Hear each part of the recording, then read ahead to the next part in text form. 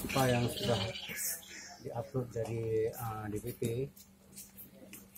DPD juga sudah include semua. Untuk hari ini memang kita sudah menerimanya dan sudah follow verifikasinya.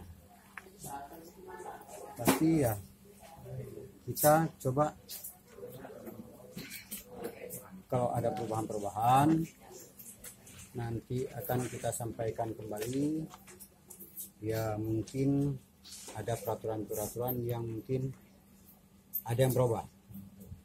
Tapi untuk saat ini kita sudah sinkron DPD dengan DPP.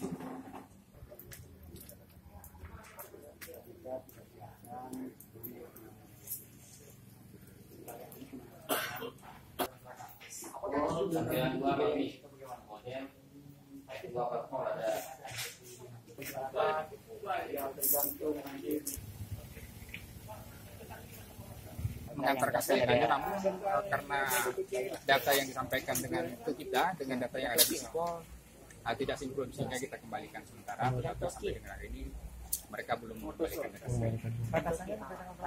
Batasannya sampai jam 24 di tanggal 16.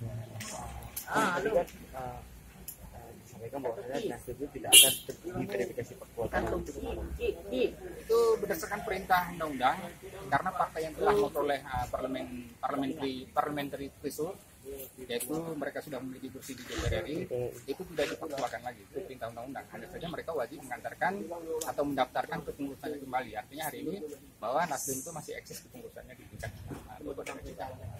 Oke.